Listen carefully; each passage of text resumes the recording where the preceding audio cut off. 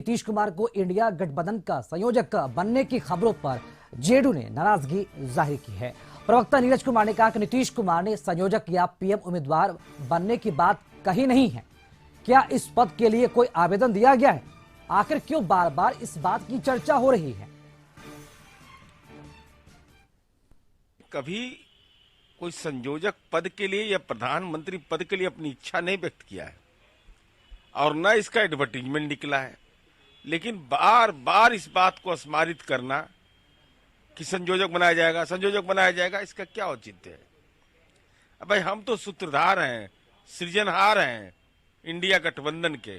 हमारी तो उम्मीद है कि इंडिया गठबंधन के घटक दल आपस में विमर्श करके अधिकतम सीटों पर सीधा मुकाबला की रणनीति तय करें।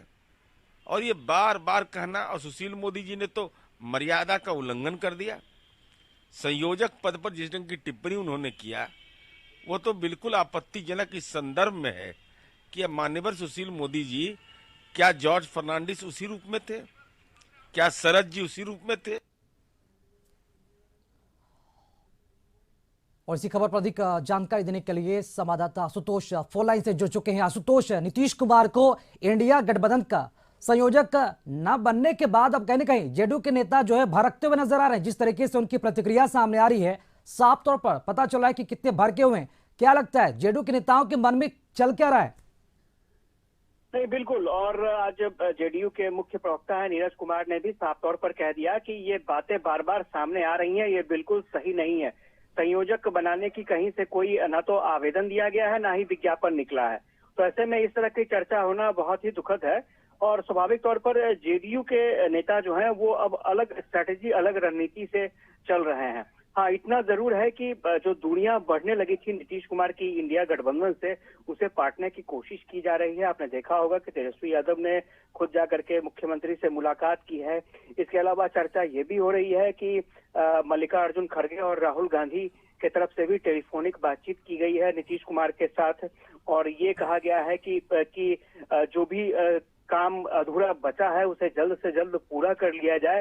हालांकि जेडीयू का एक खेमा ये भी है जो नीतीश कुमार को अब प्रधानमंत्री पद का उम्मीदवार घोषित करने की डिमांड कर रहा है।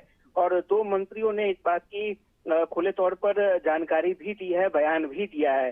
तो फिलहाल अभी ये कहना कि जेडीयू क्या चाह रही है ये थोड़ा मुश्किल नजर आ रहा है।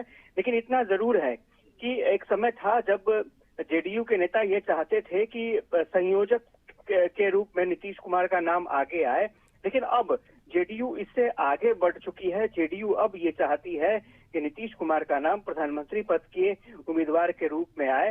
लेकिन आपने देखा होगा कि कांग्रेस की तरफ से भी ये स्टेटमेंट आ चुका है कि प्रधानमंत्री पद का उम्मीदवार जो है वो इलेक्शन के बाद तय किया जाएगा। तो फिलहाल देखना दिलचस्प होगा कि जेडीयू की आगे की रणनीति क्या होती है। लेकिन जेडीयू ने साफ तौर पर इनकार कर दिया है कि संयोजक पद किसी भी सूरत में स्वीकार नहीं है नीतीश कुमार को। जी चलिए, शुक्रिया आशुतोष खबर पर जानकारी देने के लिए आपका।